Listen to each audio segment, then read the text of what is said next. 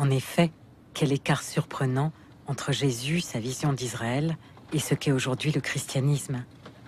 Un écart aussi vaste que ce qui sépare la croyance populaire, le catéchisme et ce que dit la recherche actuelle sur le Jésus historique et son enracinement dans le judaïsme du 1er siècle. Un Jésus juif qui, pour certains chrétiens, demeure encore inacceptable.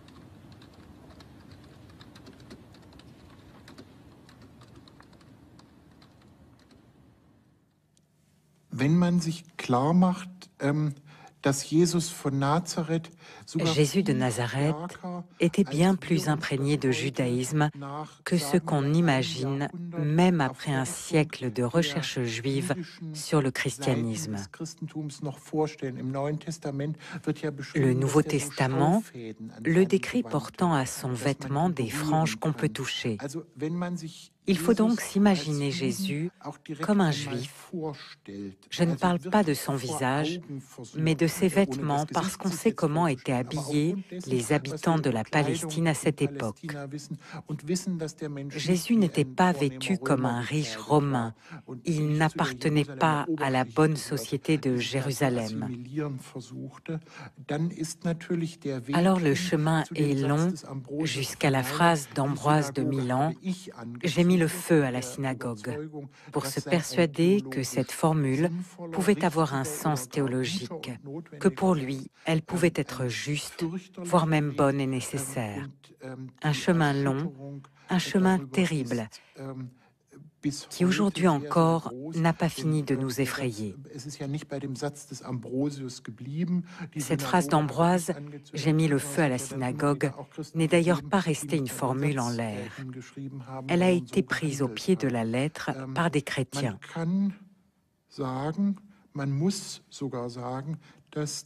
L'indispensable processus de différenciation entre le judaïsme et le christianisme, du fait même de leur ressemblance très profonde, a pris un tournant radical du côté chrétien. Cet épisode est une page sombre du christianisme, et l'on ne peut que se réjouir des travaux historiques menés au XXe siècle. Ils ont permis d'apporter quelques lumières sur ces sombres événements.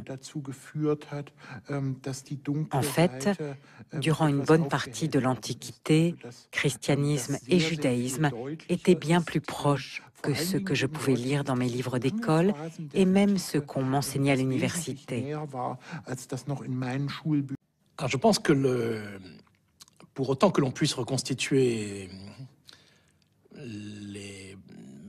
la volonté, le dessein, les propos du Jésus historique, on a fait un énorme effort de ce côté-là depuis quelques décennies. En effet, on peut dire et estimer qu'il ne s'est pas pensé en dehors d'Israël. L'évangile de Matthieu ira dans ce sens d'ailleurs, faisant dire à Jésus « Je n'ai été envoyé qu'aux brebis perdues de la maison d'Israël » et faisant dire à ces 12 « N'allez que vers les brebis perdues de la maison d'Israël ». Donc la mission elle-même, telle que la concevait Jésus, probablement, selon toute vraisemblance, était bien confinée dans les limites du peuple élu. Mais c'est l'histoire ici qui a modifié les choses, qui a obligé à modifier les choses, et la compréhension que l'on avait de cette origine. En ce sens que dès les années 40, semble-t-il, des prosélytes du judaïsme sont venus frapper à la porte de cette nouvelle communauté. Qu'est-ce qu'on appelle les prosélytes? Il faut comprendre que durant ce premier siècle de notre ère, il y avait une certaine fatigue, je dirais, des grandes religions, des grandes formes religieuses, et en particulier des mythologies. On n'y croyait plus guère, en somme. Et même les tentatives de les renouveler par le biais des religions à mystère venues d'Orient étaient elles-mêmes un peu fatiguées. Le judaïsme exerçait une grande fascination sur beaucoup de gens, beaucoup d'intellectuels notamment. Pourquoi? Parce qu'il s'agissait d'un monothéisme et d'une religion sans image. C'était extrêmement attirant, mais ce qui dissuadait beaucoup d'y adhérer, c'était précisément les mitzvot, c'est-à-dire les préceptes, les commandements. Donc, on voulait bien s'intéresser au judaïsme, mais se faire circoncire, respecter le Shabbat, les ordonnances alimentaires, etc., c'était très compliqué. Et donc, dans ces juifs du seuil, comme on a dit récemment les chrétiens du seuil, dans ces juifs du seuil, la communauté chrétienne a trouvé une audience. Et en proposant une sorte de simplification radicale de l'observance juive, a permis à ces prosélytes, à ces sympathisants, d'adhérer à cette nouvelle forme qui était au départ conçue comme une forme juive. Une sorte de judaïsme allégé, si j'ose dire. D'où le succès considérable, et ensuite chez les païens. Ça s'est fait, je pense, en 2 temps. D'abord dans ce milieu des prosélytes, et ensuite chez des païens, comme Justin, par exemple. Voilà un bon exemple d'un païen, alors c'est au IIe siècle, qui adhère au christianisme, lequel se rattache tout de même, de manière explicite et radicale, à ses origines juives. Mais par le fait même de cet afflux de fidèles qui ne sont pas d'origine juive, qui ne sont pas des judéo-chrétiens, les choses vont basculer du côté du pagano-christianisme et donc délimiter une nouvelle figure religieuse. Tout l'effort des premiers auteurs du Nouveau Testament et des pères de l'Église à leur suite sera de montrer que Jésus avait voulu cela. Aujourd'hui, on discuterait peut-être de manière beaucoup plus précise cette proposition, mais ils ont senti une continuité entre l'enseignement de Jésus et cette réalité historique qui s'est imposée. Voilà au moins ce qu'on peut dire de manière à la fois précise et prudente. Je pense qu'au début, entre judaïsme et christianisme, il y a vraiment quelque chose comme une querelle d'héritage. Donc chacun revendique l'héritage et les chrétiens étant les deuxièmes venus, vont le revendiquer plus fort que le frère aîné, pour lequel apparemment ça ne pose pas de problème particulier. Donc tout l'effort d'auto-légitimation chrétienne va se solder par une délégitimation symétrique du judaïsme. Ça commence dès le IIe siècle, peut-être même que les pierres d'attente sont dans le Nouveau Testament, et ça ne va que s'amplifier ensuite. Le grand changement qui s'opère au IVe siècle, c'est que l'Église, de groupe religieux parmi les autres qu'elle était, de groupe persécuté qu'elle était, va devenir religion licite et ensuite religion officielle de l'Empire. Ça ne change pas grand-chose dans l'argumentaire de l'anti-judaïsme chrétien. En revanche, lorsque l'idée de chrétienté va s'affirmer au Moyen-Âge, on verra que tous les autres, en quelque sorte, vont être non seulement délégitimés, mais, le cas échéant, physiquement supprimés. Donc c'est tout le problème du passage de l'anti-judaïsme théorique à l'antisémitisme réel et au massacre de juifs, dont on s'accorde à penser que le premier exemple connu coïncide avec la première croisade.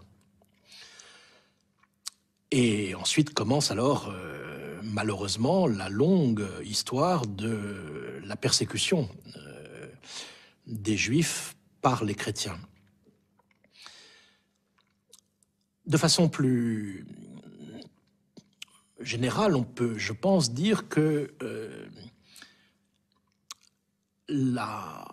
l'affirmation de l'identité chrétienne s'est soldée par une mise à l'écart des racines juives. Bien sûr, il y a eu l'influence du monde, comme on disait, païen à l'époque, du monde grec, du monde philosophique, mais un véritable oubli des racines juives du christianisme, c'est-à-dire de l'identité profonde du christianisme.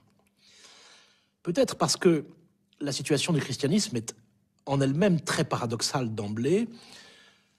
Le fondateur de cette religion est entièrement juif, et les fidèles de cette religion sont entièrement non-juifs. Le transfert se faisant sur plusieurs décennies, se décidant en quelque sorte, dès les premières générations chrétiennes. Donc il y a une sorte de difficulté à endurer l'idée que j'appartiens à une religion à laquelle n'appartient pas le fondateur de la religion. D'où la tentative toujours récurrente de déjudaïser Jésus. C'est-à-dire, et puis non seulement Jésus, mais également les apôtres, et également la Vierge Marie, et, enfin tous les personnages du Nouveau Testament, qui, dont on gomme, dont on masque l'aspect juif pour ne retenir que les traits, j'allais dire, utilisables par la tradition chrétienne. Je pense que l'une des grandes redécouvertes de notre temps, c'est précisément là. C'est la redécouverte du judaïsme de Jésus. Découverte assez bouleversante pour les chrétiens. Elle s'est faite dans le contexte du nouveau dialogue judéo-chrétien. Découverte, j'allais dire, aussi assez bouleversante pour les juifs, parce que si Jésus a été largement déjudaïsé du côté chrétien, il a été largement occulté du côté juif. Et la redécouverte de ce maître pharisien n'est pas sans conséquence aussi pour nos amis et interlocuteurs juifs.